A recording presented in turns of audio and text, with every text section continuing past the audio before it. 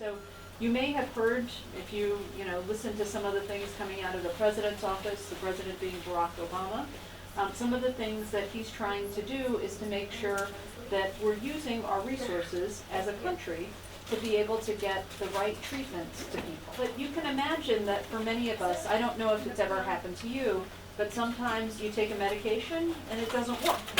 And it's, why is that not working for me, or why is that not the right treatment for me? And it's because it's not always one size fits all.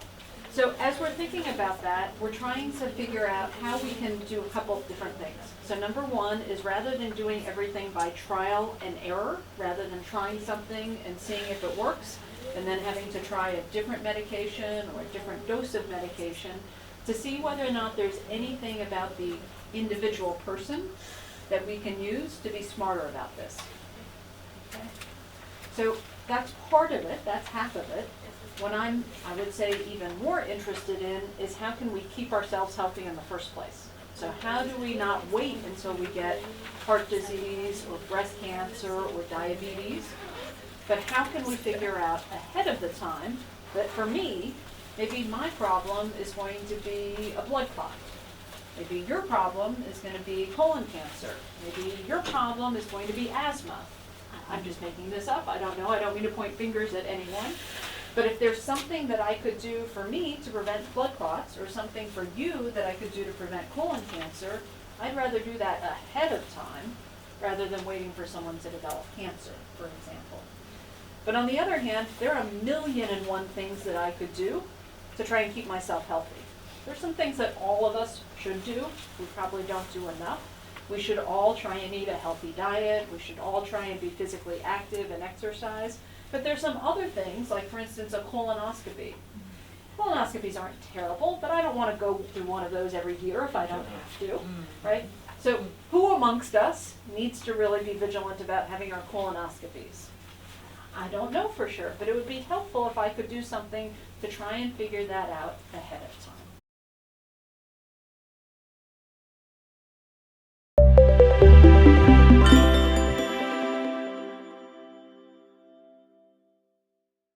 This video will explain information about genes, genetic conditions, and inheritance. In these videos, this picture is used to show a gene.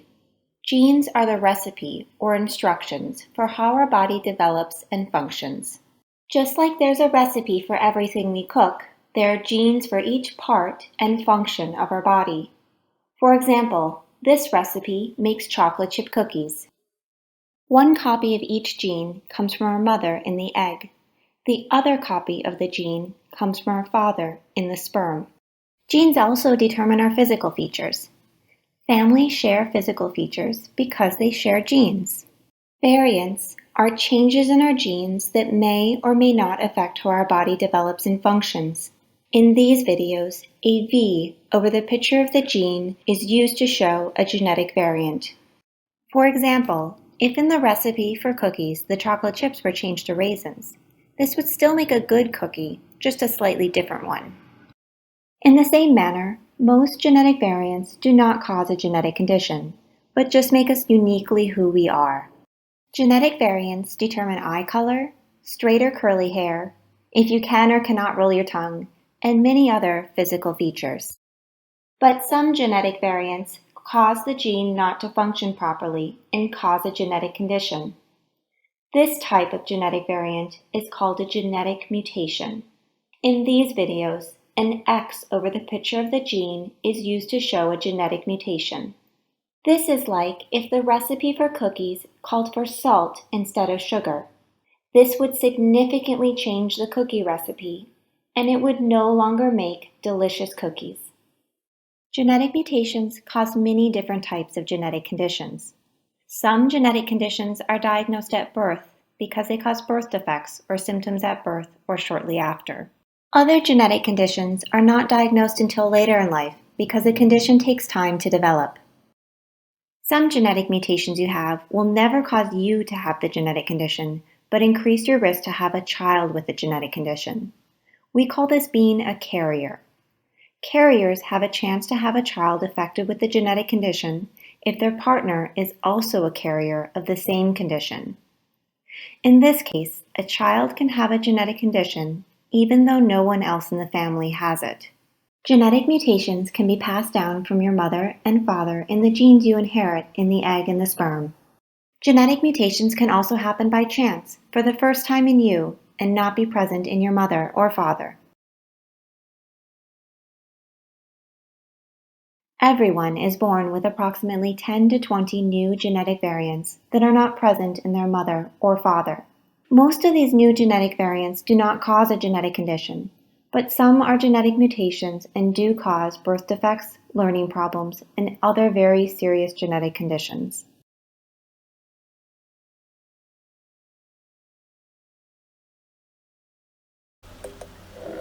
That gives you some sense of what I was talking about, right? It tells you that there are genetic differences every one of us have. None of us are carbon copies of each other. We're all different.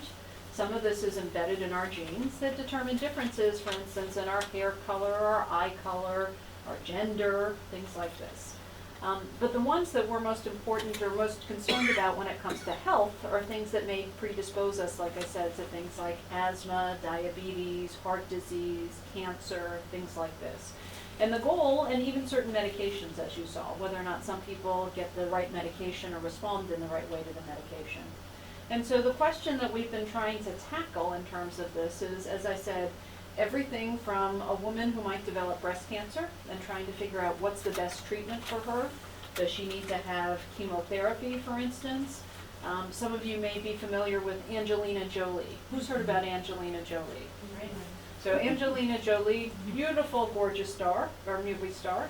I don't know how many of you know, but she has, unfortunately, a strong family history of cancer in her family. So her mother actually died of cancer, her grandmother died of cancer, her aunt, her mother's sister died of cancer. And at some point she decided that she did not want to follow in their footsteps. She wanted to be different in some ways. And so she found out, she had one of these genetic blood tests that we were showing in the video. She actually found out that she carried one of those X's, one of those what we call mutations or disease-causing variations in the gene for BRCA1, breast cancer 1. And that particular gene, that one tiny little change that she and her mother and her grandmother had, actually increased her risk, potentially could have increased her risk, I should say, for breast cancer for up to 70%. It could have increased her risk of ovarian cancer for up to 40%. And so many of you know the story, right? Even though she's a movie star, gorgeous, she decided that she was not going to follow her mother's footsteps. She knew her risk was very high, and so she actually had surgery. She was very aggressive. I'm not saying in a bad way, but very aggressive in terms of she has a lot to live for, and she doesn't want to be another victim to cancer. So she actually had her breast removed. She had beautiful implants. I have to tell you, I can't see the difference, but she had her breast removed. And eventually with time, after she finished having her children, she actually removed her ovaries as well. Because she didn't have to go removing her thumb or her colon or things like that, because when she read out her genes, she knew that her risk for cancer was very specific. It included the breast, it included the ovaries. She didn't have to worry that it was going to cause cancer of her big thumb or of her thumb. She didn't have to worry about cancer in the colon. She had to worry about very specific types of cancer. And now, having done that surgery, she has taken her risk from way up here, almost more likely than not that she would have developed cancer. And now her risk of cancer, way down here, lower than my cancer risk, lower probably than your cancer risk. And so she decided she was going to take matters into her own hands. She did not, again, want to follow what happened in her family. And so it's that type of opportunity that we think about when we think about preserving health and when we think about precision medicine to do that. Now, within this room, there might be no one else who's like Angelina Jolie. I don't know. I haven't looked at your genes. I don't know for sure. But that's, in some ways, a very specific example. There's some other things that I have to admit, that when we look at our genes, I can't necessarily prevent every single disease associated with genes in our bodies right now. Not yet, not yet. We hope someday we can, but right now we can't do that for every single gene, every single mutation, every single disease. So I'm just curious. You don't have to answer this question, but I'm just curious. You've heard about Angelina Jolie's story? Mm-hmm. If that were you, right, if that were your family history, if that were your mother, if those were your choices, and I should say before I ask the question, it's not as if the only choice you have is to lop off your breast, right? You have other choices as well, right? One of the things you could say is, I'm going to be very sort of careful about screening. Maybe I want to catch cancer at the very earliest stage where they could be able to do a simple surgery, for instance, not necessarily a mastectomy, but maybe scoop out the cancer if they needed to. So for some women, they would say, well, my choice would be, maybe I would go for screening, but I would very carefully screen. I get a mammogram every single year. I might do a breast MRI to look very carefully, but I don't want to do this until I know for sure that I have to take something more aggressive in terms of intervention. So another option that women would have in this situation is they could say, screening. I'm going to do a lot of screening. I'll be very careful about screening and doing that. Other women would realize that there are actually medications that you can take to reduce your risk of breast cancer. Might not eliminate it totally, but would reduce your risk. And so some women would say, well, I would never take that medication like tamoxifen unless I knew that this was something I had to worry about. And like I said, I think in Angelina Jolie's case, and I think this is a lot of what I see personally, when it comes very close to home, when it comes to your mom and losing your mom when you're still young, that has a profound impact in terms of how you view the world and some anxiety, some concern you have about those things. So I understand in particular her decision completely. But you have choices, right? That's the point with all of this. It's not saying, here are your genes, open this envelope and find out your genetic destiny. You're stuck with this, now good luck with that. It's really empowering someone to be able to say, this is what I know I'm at higher risk for, and this is what I know that I can try and do about that risk. And hopefully, over time, we have more and more options about what you can do to stay healthy. To stay happy, to be able to accomplish what you want to accomplish out of life. We're not all the same gender. I can imagine for many of the men here, for instance, I'm looking at watching you and you're saying, well, what do I have to worry about? I haven't got ovaries, I haven't got breasts. No need for me to worry about this, and that makes a lot of sense, right? And so in that case, in fact, if you come to, look and see in my practice who comes to see me, it's not mostly men in terms of, the risk for breast cancer, right? That makes sense. By the way, P.S., men can get breast cancer, and even get breast cancer with these genes, so you're not totally off the hook. But your risk is certainly very, very low. And so I totally understand that rationale, right? For some other women, when you think about this, I can just look across the room and yes, that we're at very different stages of life, some of us, right? Some of us might be younger, some of us might be older. Some people who might be older might say, well, if it was going to happen, it would have happened by now, right? And they would have said, don't phooey on those genes. If I've made it this far, I'm good to go. Other women, for instance, might be in the same boat, and they might say they're very young, right? And they might have just the opposite. They might say, I'm young, I'm not worried about this now. Breast cancer is something that happens to middle-aged women, not my problem. And there are some women who might, have just the opposite, reaction. They might be young, and they might say, you know what, it usually doesn't affect young women, but it could affect me. And so maybe this is something I want to know about. Maybe this is something, in fact, for some women, maybe it's not for them. Maybe they feel a sense of duty to their family. Maybe it's that they want to know about this information because they've got daughters. Maybe they've got sisters. Maybe they've got nieces.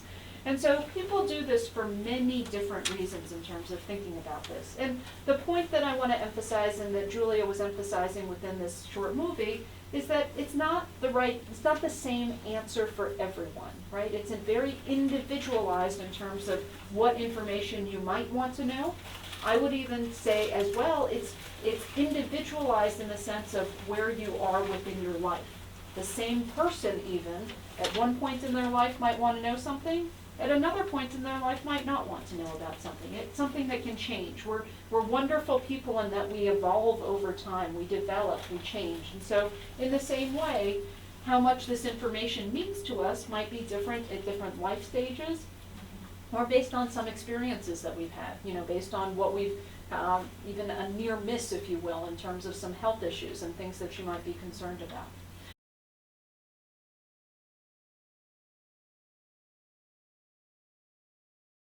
So with this, the whole idea of what we have to be able to offer individuals is hopefully being able to, number one, what Julia correctly calls a forecast. So in the same way, you know, that you can look on your phone or you can look in the newspaper or listen to the radio and hear about a forecast of the weather.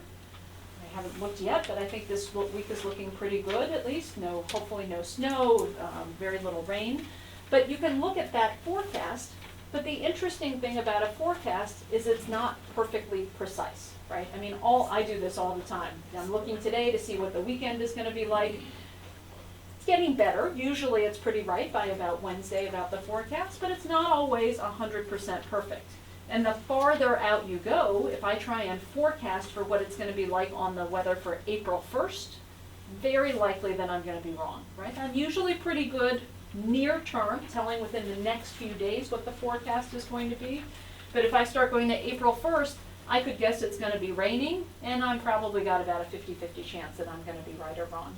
I could guess, you know, probably not snowing, I hope, but, you know, on the other hand, I'm not very precise at this. And in the same way, one of the things we're trying to do within precision medicine is that we get from our genetic information, we may get a long-term forecast that someone might be at higher risk of a condition, but we're also trying to build in near-term ideas about how much is the risk immediately. So if you think about, I can tell Angelina Jolie that maybe her risk of breast cancer was going to be very high, maybe 70% over a lifetime, but what we want to know more is, well, what's my risk right now? What's my risk in the next year? What's my risk in the next 5 years? You know, if I could tell her that perfectly, she might say, well, I'm going to keep my breast for now, but when I get older, if I'm getting, you know, sort of close, if I can see that cancer is starting to creep up, maybe then I'd know exactly when I need to make some of those decisions to be more aggressive about surgery, to be more aggressive about medication. So that's the type of idea that we're trying to put forth within precision medicine. Now, although that's what we're trying to do, I also want to be very careful to say what we still cannot do, right? So we can't do this for everything.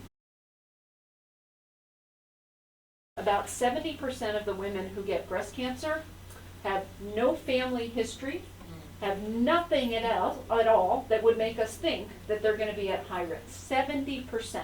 It's like it comes out of the blue and hits them. On the other hand, for 30% of women who have breast cancer, they have a family history that told us they were going to be at higher risk. And for about 10% of those, of all of the 100% of women that get breast cancer, for 10% of them, they're like Angelina Jolie. So one of the things that you're probably asking about is, well, you've heard about BRCA, maybe BRCA1, BRCA2. So those are kind of like the Angelina Jolie genes, right? Case scenario, right? Those are exactly. So those are the worst case scenario in terms of how sort of high the risk can be with those genes, right? On the other hand, there are definitely other genes besides the BRCA genes where the risk might not be 70%, but maybe the risk is 30%, right? It's not nearly as high. And just so people know, the risk for the average person out here in Fort Washington, the average woman has about a 10% chance of breast cancer, right? So that's sort of what the average woman is. There might be a 30%. There are others that are 40%, others that are 70%. There's all these shades of gray that go on in between here. And so some women say, I'd like to know which one of those categories I fit into. I'd like to know, based on that, again, maybe I want to be really, really careful to get my mammograms every single year on time, make sure I'm doing my breast exams, making sure that if there's some lump there that I'll feel it as soon as it's there. Other women, they might find out that, again, breast cancer is not their thing. Maybe it's something else they have to worry about. So for those of you who may know that Alzheimer's is a form of dementia. So for most people, it's when they're older as they're doing this, and they have trouble with their memory in terms of Alzheimer's. Alzheimer's, some of you may know, can run in families. And so in some families, we see Alzheimer's, even in some of the more, as you talked about, more severe cases of breast cancer. There are also some severe cases of Alzheimer's, if you will, where instead of getting Alzheimer's when you're 60 or 70 or 80, you might get it when you're 50, maybe even 40 in some severe cases.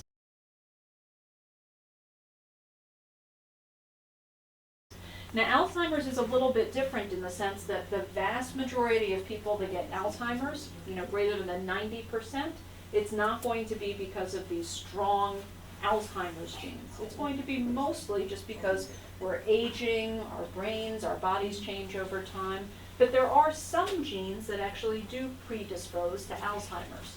The risk is not sky high. The risk is, again, just a little bit higher than what it is for the general population for most people. And even when we see a family history of Alzheimer's, that's what we see, is it's this modest risk that we're talking about.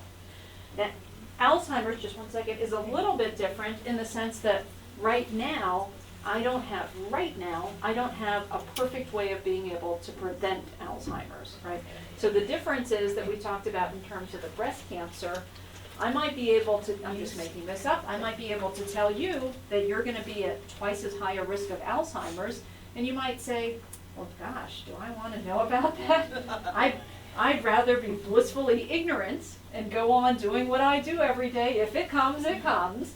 But until then, I'm just going to keep doing what I'm doing. But on the other hand, if tomorrow there were a medication to prevent Alzheimer's, you might change your tune, right? You might say, okay, now I want to know about that because if I don't want to take this medication unless I need to. Maybe it's got side effects, maybe it's expensive, maybe I just don't like medication. But now if I know that I can take that and I can keep my wits about me for the next 30 years, then I'm going to take that medication.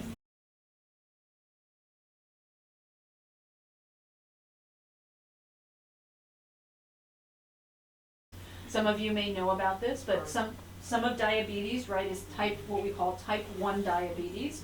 Often the time where you have to give yourself injections of insulin, right? And there's another type of diabetes called type 2, very original, type 2 diabetes. And for that one, it's oftentimes individuals who still have some insulin, but they may need to take pills. Some of them need to take injections, but a lot of people just need to take pills.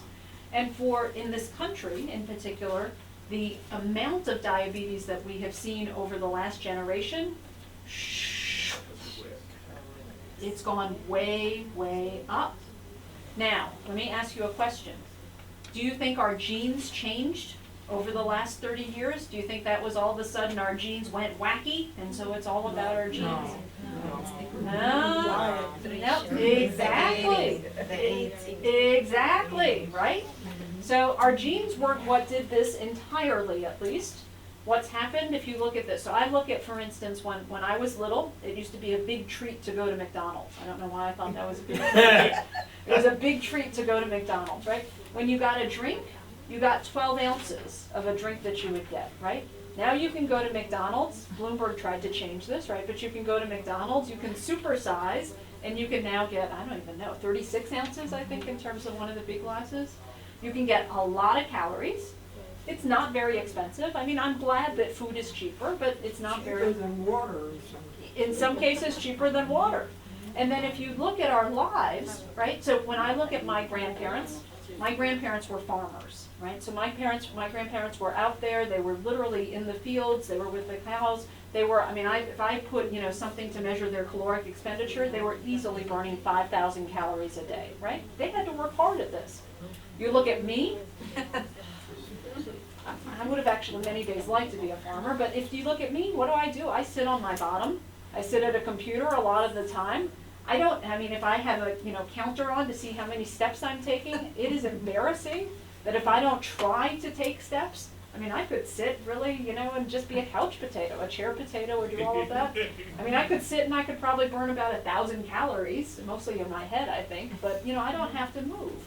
And so because of that, what's happened to us as a society, right? Obesity, right? We have gained weight over time. It's completely understandable. I'm not blaming anyone for this, but it's easier to eat. We don't have to do as much work, and so we've gotten heavier. Our whole society's gotten heavier. You can actually look at what it takes to be able to fuel the jet planes in the air. Literally the cargo weighs more because we weigh more, and it actually takes more jet fuel in terms of, getting us around. Okay, so with that, you can imagine, you can understand, our genes have not changed, but our bodies certainly have changed. And as our bodies have changed, as we've gotten a little bit more prosperous, in fact, that's what's brought out the diabetes for many people. But on the other hand, when you look at everyone who's more prosperous, not everyone gets diabetes, right? And that's the key that we're talking about in terms of precision medicine. Thankfully, there's some people that actually stay very healthy. Amazingly enough, they can be, even 100 pounds overweight, but they may not have trouble with diabetes. Interestingly enough, other people, and oftentimes it's not always the case, but if you look at someone who's the same degree of having a little bit of extra weight, if you happen to be Asian, if you happen to be from the country India, with that same amount of weight, there's a much higher risk that you're going to develop diabetes than if someone, for instance, was from Finland or from the UK or from Ireland. The same thing if you happen to be African American, if you happen to be Hispanic, with the same amount of a little additional weight, in general, because of the genes that are in those communities, again, more diabetes than we see, for instance, of individuals who are of European ancestry. So in a lot of conditions, and diabetes is a perfect example of that, it's not just the genes. Genes are a little bit of the answer, but it's as even more, it's what's been happening to our bodies and how that changes over time.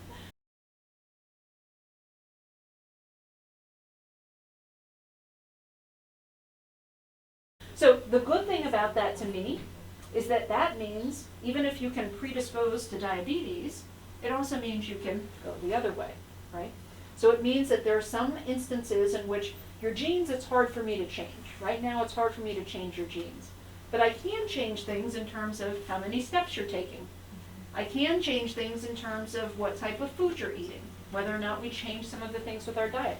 It's tasty, so it's not necessarily always easy. But on the other hand, it's hopeful in the sense that we can do something about this. We can prevent it, we can take care of it, there is something that we can do.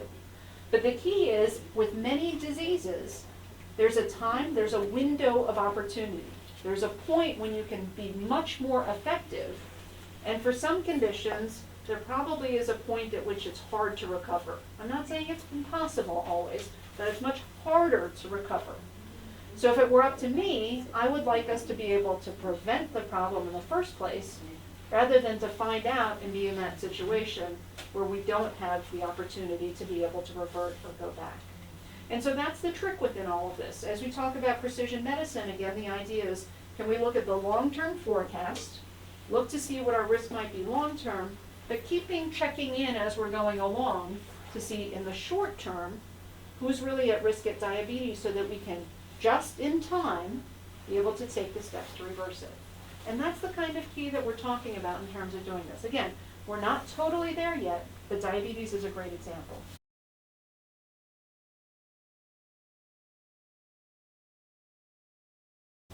And the diabetes and the heart disease actually have some very similar risk factors, right? So the same things that we were talking about in terms of being a couch potato, not moving so much, it's bad for your diabetes, it's also bad for your heart. So some of the same things that we would say in terms of, we sound like a broken record, right? Diet and exercise, diet and exercise, diet and exercise. It's still the right answer for a lot of these things. So for heart disease in particular, at least what a lot of people think of heart disease in terms of heart attacks, coronary artery disease, angina, all of those types of things.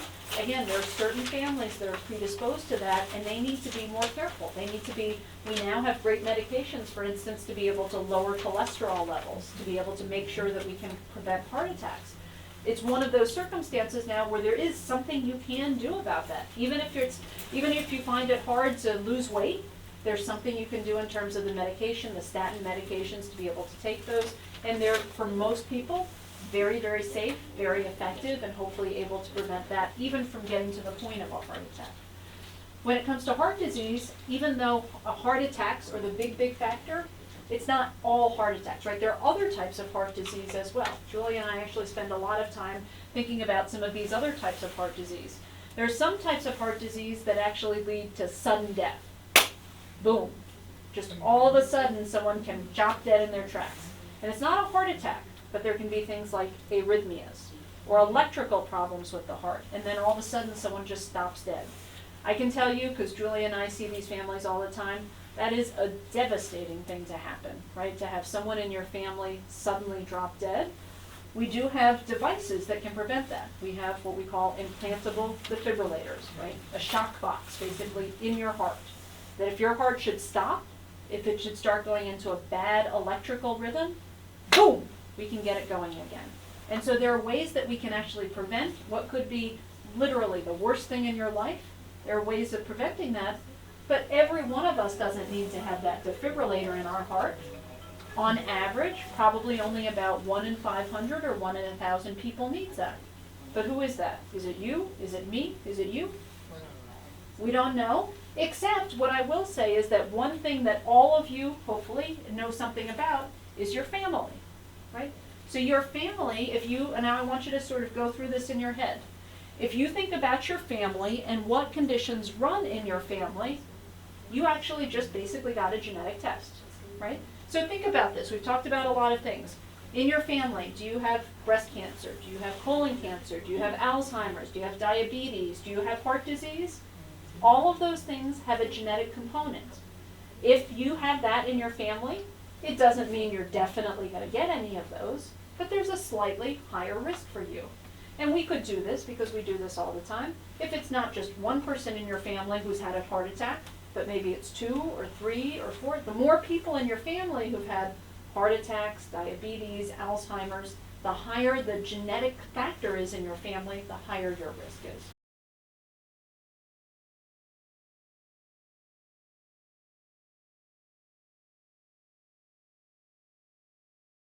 Right? Are we talking about an expensive test? Or are we talking about a free test? Makes a very big difference, right? So, number one, yes, when these started out, I want someone to guess. The first time or the Angelina Jolie test that I was talking about, we used to offer this, say, 5 years ago. What would you guess it would cost to get your 2 breast cancer genes analyzed? 5 years, no, not even when we started, but about 5 years ago, the Angelina Jolie test was about $3,700, okay? So some of us thought exactly the way you think, and we said, that's a little expensive. And so we started, I have to say, I started thinking, why is it so expensive? Because I have a laboratory. I knew how to look at these genes in the laboratory. Boy, I could have made a ton of money if I charged $3,700, but I couldn't. And you know why I couldn't? Regulations. There were these things called gene patents, right? People had put patents on genes, and they said, you want to read out that information? You pay me the money, okay? And so some of us said, are you kidding me? You don't know my genes. You didn't invent this. You're not God. You didn't make this up. In the same way, you couldn't invent gold. So if you can't invent this, why should you have a patent on this? Why shouldn't I be able to read out my information? I need that information for myself.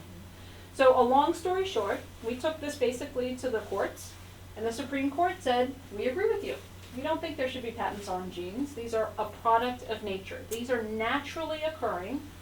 No one should be able to regulate this or to be able to own this. Everyone should have this information. Okay, remember, 5 years ago, that test, $3,700.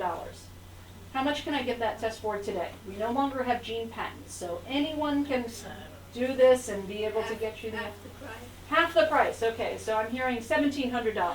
So the real answer is there is now a company that will do this for $250, right? So literally, I mean, it was a couple, literally about 2 years from no patents to patents to no patents. The price is now about $250. Okay, so you are right that this can be expensive. I and others have worked very, very, very hard to make sure that still $250, I realize for a lot of people is a lot of money. So I'm still not saying it's free. But one of the things, and this is very specific, under the Affordable Health Care Act, which many of you know about that we got, that Angelina Jolie test, that is covered. That is the one genetic test that's covered under the Affordable Care Act. So the reason why it's covered, though, is because it is something that there is a very specific thing you can do to keep yourself healthy, to reduce that risk, but you need to know whether you carry that gene. Okay? So with all this, I'll get you in just 1 second. So if I were to show you a curve about what's happened to the cost, not just of this, Angelina Jolie gene, but if I look at the cost of all testing, it has come down tremendously. It's still not free, It's still not where we want it to be, but we are removing as quickly as we can the money aspect to that being a barrier. And so as we're doing this, one of the things is that we get smarter over time. The more of this we do, the more we learn from all of us about what Julia was talking in the film, what's a variation, that V, which can be completely normal, versus what's that mutation or that X. And we need to have a catalog of as many of those as we can to make this testing, number one, really safe, really effective, and really affordable.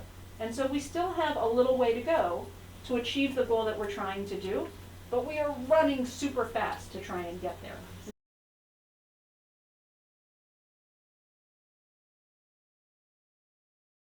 Some of you may have heard about this company called 23andMe, right? So 23 was because there are 23 sets of chromosomes, for anyone who's interested, so they called it 23andMe. So 23andMe had this strategy which was exactly like you. They said, we're going to offer something that we call direct to consumers, or direct to the patient, right? Say, those doctors, they just get in the way. You can do this yourself. You can take a little swab, you can send it into the company. They had a while where you could do this, and you could do this for about $100, $99, and get this information. And some of you may know, if you read the New York Times or other newspapers, the FDA shut them down. The reason, now you ask yourself, well, why did the FDA shut this down? Maybe these women need to know about, this information. Why are you holding back this information from them? The problem was 23andMe made claims that they couldn't actually live up to, right? So when they did their version of the genetic test, they were making claims that they could tell your risk of diabetes, of Alzheimer's, of heart disease, all of these different things. And the problem was they were mostly wrong about their predictions. They did not, and I'm not saying it's because they made a mistake, although they did make several mistakes in the actual testing, but we did not collectively have the knowledge to be able to make those predictions accurately. None of us did. It was a false claim for everyone. It wasn't just that they were not good at this. As a whole entire universe of scientists, of doctors, of healthcare providers, we did not know how to do this. We do not yet still know how to do this very effectively, I have to say, for many of these things. So the FDA went in and they said, you are making false claims, and we should not allow, whether you're doing it direct to the patient, whether you're going through a doctor, it doesn't make a difference. You are not providing the correct information to these people, and so we should not allow you to do that. Since then, some of you who are really following this know, 23andMe actually now does have FDA approval, but they have FDA approval for a very, very specific amount of information. Julia was talking in the video about something called carrier testing. So this is the type of thing, you don't have this condition yourself, but if you have one carrier, one person who has one mutation who marries another carrier, and they have a baby together with two mutations, then that baby can have something like sickle cell disease or Tay-Sachs disease or these other what we call recessive conditions. So now the FDA has given approval to 23andMe to do this much carrier screening. It is proven, to be able to do it in that way, and so that is the way 23andMe is working with that. Or you may have heard that you can join 23andMe, you can get one of those swabs, and you can do it in a more what I would call recreational way, right? So you can do this and you can find out things like, can you roll your tongue? Well, I could tell if I could roll my tongue by just rolling my tongue, right? I don't need 23andMe to be able to tell me that. They can tell me things like, if I eat asparagus for dinner, what my urine's going to smell like. Oh, that's nice. I could tell that as well if I just have asparagus tonight. But they are still allowed to do this. And one of the other things that both I think people like doing it, as well as some people I think probably haven't thought about it. What 23andMe also does is they have these surveys, these research surveys you can do. So you can essentially be part of their research study. And there's some people that like being engaged in research and being part of maybe some of the answers for the next generation. So 23andMe is still very active in terms of doing these, but they're I would say limited in terms of the scope of the information they can provide. I do think there are a lot of people, though, probably who want to be able to see the day to do what you're thinking about, right? And so this is a lot of what Julie and I try and spend our time about, is trying to think about, well, maybe people do want this type of forecast. Maybe they do want this type of information about breast cancer or Alzheimer's, but I think it's one of these things that we need to be very thoughtful about, right? Not everyone necessarily wants all the genetic information we can give them, maybe someone wants this bit of information, someone else wants this bit of information. And so I think the thing, at least Julie and I think is important, is to make sure that you understand what it is that you're getting back from this, and you're in the driver's seat. You decide what information you want, and I think we want to make sure that it's just done responsibly, that people get the right information, that they understand when they get this information back. And I have to be honest, I don't think everyone's the same about this, right? I think there are some people that are probably extremely sophisticated about this information, maybe even some of you who know this very, very well, and you could say, I know what I need, I know what I want, just let me check off the boxes that I need, and that's fine. There might be someone else who really, they don't understand this. Maybe they have a lot of questions and would like someone to answer those questions, and so maybe they do need to talk to someone like a nurse or a doctor or a genetic counselor or someone, or maybe be able to read about this and get more information. Maybe they want to watch like one of the videos that we made, something like that. So I think there are different answers for different people, but I do think in terms of access, we need to make sure that we can get the access to the people who need it and the people who want it. So we're all about whether it's removing the cost barrier, whether it's removing, access in terms of the healthcare system to provide the access. I think what we feel we need to do is be able to get, for anyone who can meaningfully use that information, be able to get them that type of information.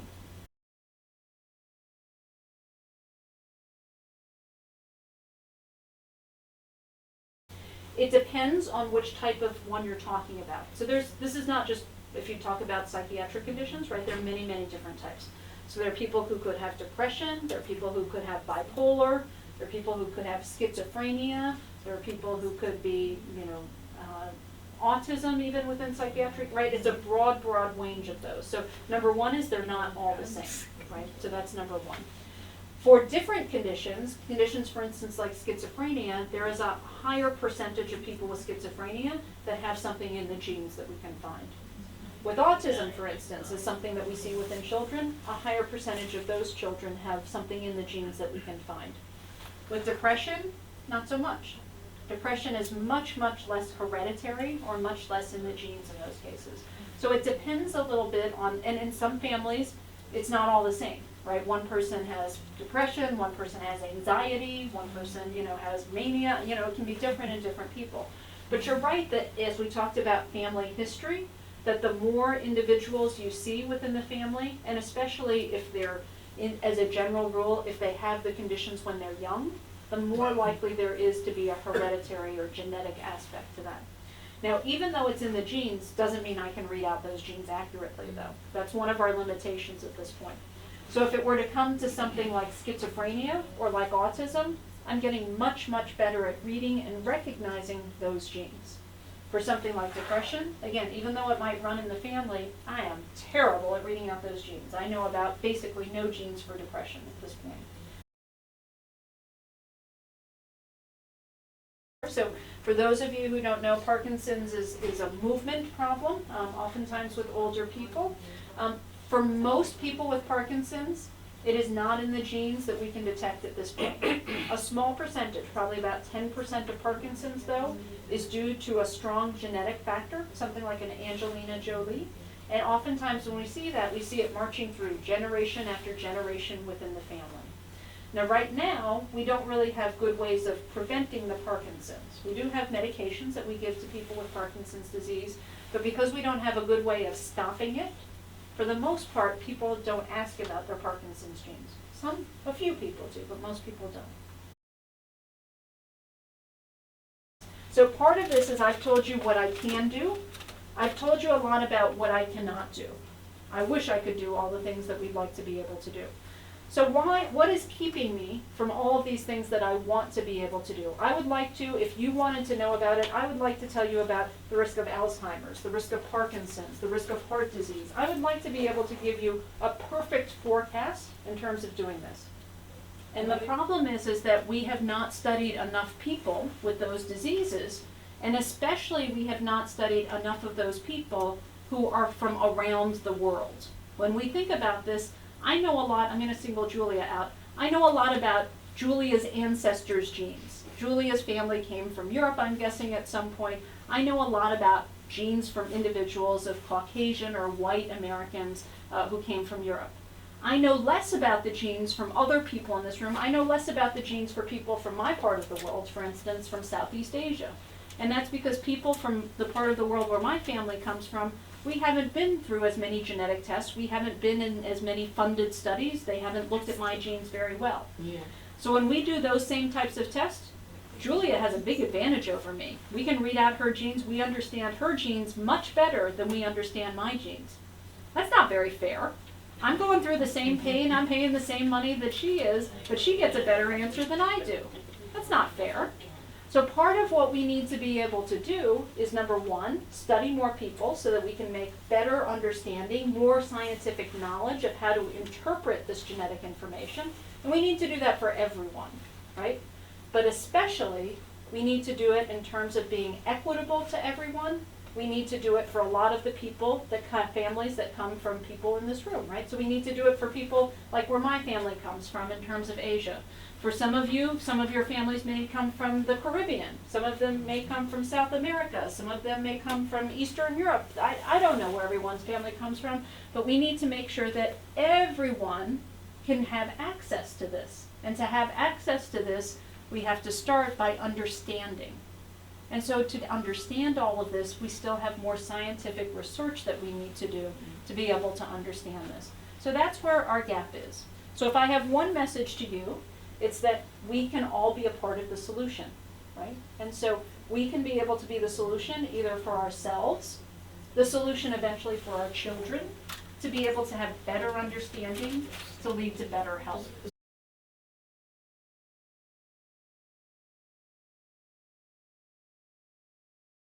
This is not a zero-sum game. Eventually, as a society, right? We can't just, get this money from nowhere.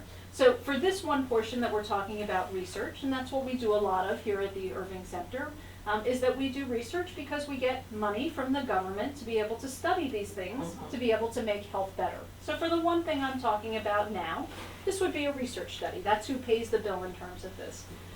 Eventually, we hope, though, that this is a win-win situation, that because we prevent, whether it be heart disease or Alzheimer's or diabetes or cancer, eventually you save money if you can prevent that disease, right? You don't have to pay for someone to be in the hospital, to get chemotherapy, to be able to be on expensive medications. So at the end of the day, hopefully, this is something that actually saves money. We're not there yet. I don't want to try and tell you that we are, but this is the eventual path that we'd like to lead going forward.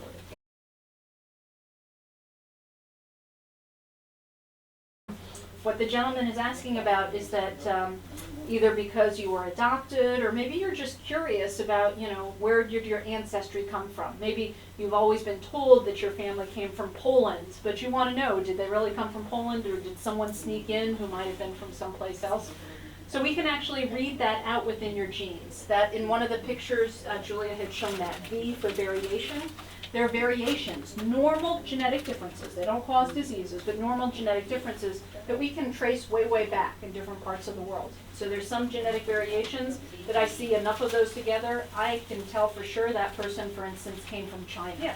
How do I know that? Is we've studied what we call population genetics. So we've actually sequenced the genome from a bunch of people from Japan, from a bunch of people from Korea, from a bunch of people from Brazil and from Argentina and from Puerto Rico and the Dominican. They have basically a genetic signature. Mm-hmm. And so you can just, for the aficionados, you can do something called a principal components analysis.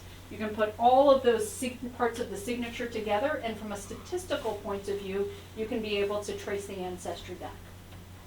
So that's like one of those, for those of you who watch crime shows on television, where they have those criminals who leave behind whatever, they lick an envelope or they throw out a piece of gum or anything, things like that. They leave behind their DNA.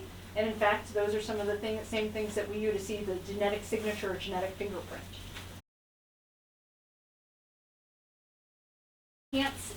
What I can say is if the test is done correctly, we do have the science to do it very, very accurately. The reason I'm avoiding your question a little bit is there are probably 50 different companies that do what you're talking about. Not all 50 of them are good, reliable companies. But scientifically, it can be done. It can be done extremely well. So it is possible. There was a law that was passed by the federal government. It's called GINA, the Genetic Information Non-Discrimination Act, right? GINA, G-I-N-A. So the whole idea behind that is that even if you have genes that predispose you to get cancer, diabetes, whatever it might be, for your health insurance, right? So for the things that take care of your health, whether it be private insurance, Medicare, whatever it is, they can't discriminate against you. It is illegal. I will be glad to take them to court if anyone discriminates you against for your health insurance because of your genes. And in fact, people have tried doing that. Every time they've gone to court, they have lost. The patient has won in terms of that. So that's great in terms of health insurance. So you don't have any concerns in terms of being able to get access to your doctors, to your medicine. On the other hand, there are other types of insurance, right? So there are things like life insurance, disability insurance, long-term care insurance. When it comes to those, unfortunately, there were strong people in Congress that did not allow that to be part of GINA. So you are not protected in the same way when it comes to those types of life insurance, long-term disability, long-term care insurance. And so there are people that this is their job. They're called actuarials. They take your risk based on what your family history is, potentially based on your genes, what your cholesterol level is, and they say, yeah, you've got a pretty high risk of dying. We're going to charge you triple in terms of your life insurance policy. Now, they do that with good reason, because if you're at higher risk, there's more likely they're going to have to pay out. And so they're trying to be equitable to all of us who pay into those systems to make sure you're paying in proportion to what you might get paid out. But one of the things, in theory, they could do is to say you should have higher rate for your life insurance if you've got one of those BRCA genes. Now, for me, I have to say that I don't agree with that. So, and I've actually been very public about this. I say, well, that's okay with your genes, but if you take action based on your genes to minimize that risk, you should get a lower life insurance policy. It should cost you less. So if you're Angelina Jolie, okay, your risk was up here, but you took the action. Your risk is way down here. It's lower than my risk. Angelina Jolie should actually pay less for her life insurance than I should, if you think about it that way. So to me, it's a matter of do the full risk assessment. Don't just do the genes in isolation and penalize someone for that, but think about the whole thing. So that is still the liability we have in terms of this, and you're right to bring it up because there's some people that get uncomfortable with that. They say, you know, I don't want to lose my, just so you know, if you already have life insurance and then you get testing, you don't lose it, right? It's only if you're going to get a new policy that it takes effect.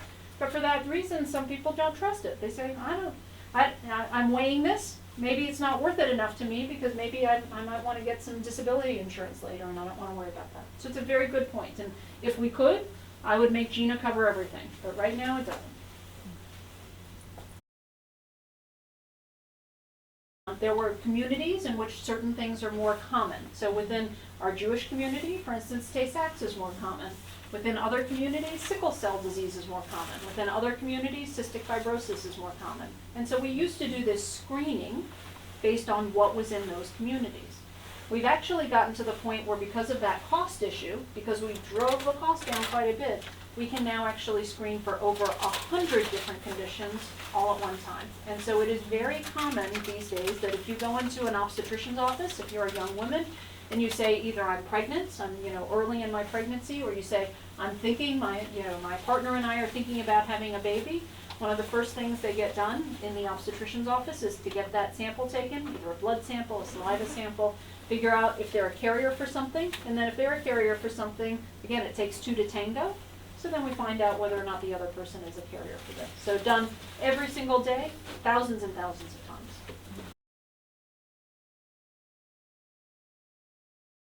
Good question. So there's not one answer for that, for everything. It depends on what the disease is, and it depends on what the gene is. So I'll give you one thing to just blow your mind. Some of you will appreciate this. I mentioned this condition called cystic fibrosis. When I was at the beginning of my career and I took care of children with cystic fibrosis would die by the time they were 20. That was just what happened. We got better because you asked, can we treat them with medicine? We got better at treating them with medicine. And so we got them to live till they were 30, till they were 35. A company recently came out with medication that if you have a specific type of cystic fibrosis, now we basically completely treat your disease. You are now symptom-free, disease-free. It works beautifully in terms of that. You have to have one very specific type of cystic fibrosis, unfortunately. It doesn't work for everyone. But this company, Vertex, now has a way to basically be able to completely treat that form of cystic fibrosis. So the problem is that right now I don't have the answer that I can cure or I can, really well control every single hereditary or genetic disease. Before I die, I would love that to be the case. We'll see if I go to my grave happy or not. But that's what we'd like to be able to do, but we are not there yet.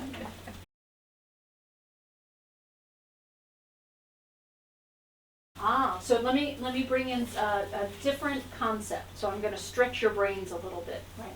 So everything I've talked about so far are the genes that you start with. When you're a baby, when you start out little bitty, you had all of those genes. Now for all of us, our genes are not static. They are continuing to change. They are continuing to mutate, if you will. And what is cancer? Cancer is basically some cells gone wild. They've gone wild because they're growing when they shouldn't be growing. They're going to parts of your body they shouldn't be going, and that causes problems. That's not good. What makes them go wild? They're genes that went wild. They're genes that had these mistakes, that had these mutations that started that process. Now, you weren't necessarily born with those. We talked about the Angelina Jolie genes, and I know that's confusing. These are not the Angelina Jolie genes like you're born with. These are ones that are changing as you grow, as you age, as you're exposed to too much sunlight, as you're exposed to certain chemicals in the environment, as you're exposed over your lifetime, these genes change. They mutate, and when they mutate, things can go wild and they can go awry. And in fact, when we talked about cancer, the reason why most people have cancer is because of that factor, because of these genes gone wild, these cells gone wild. What we do now, and we actually do a lot of this at the Cancer Institute at Columbia, is when we take out that cancer, we look very, very carefully at what happened to those genes in the cancer to try and find a very specific type of medication that's going to stop that cancer. Now the good news and the bad news is many times we can find a cancer, or a drug rather, a medicine that will stop that cancer, but it doesn't always stop it permanently. Sometimes that cancer has a mind of its own and it keeps changing. And when it changes again, when it mutates again, it can somehow escape. So that now that drug, that medicine is no longer working against those cells, and those cells can start going crazy and dividing again. So sometimes that medicine works very well for a period of time, and then sometimes it escapes and that cancer comes back. I have to say I had a doctor come to me recently who was in this situation. He knew his father had this gene. In this particular case, it takes just one gene for Lou Gehrig's disease. He knew his father had the gene for Lou Gehrig's disease, and his father had died from Lou Gehrig's disease. So he knew that he was at 50-50 risk. His father could have passed down his normal gene for Lou Gehrig's, or could have passed down to him his gene that had the mutation for Lou Gehrig's. Right now, I cannot stop, I cannot prevent, I cannot treat effectively Lou Gehrig's disease. I really don't have anything that takes care of that.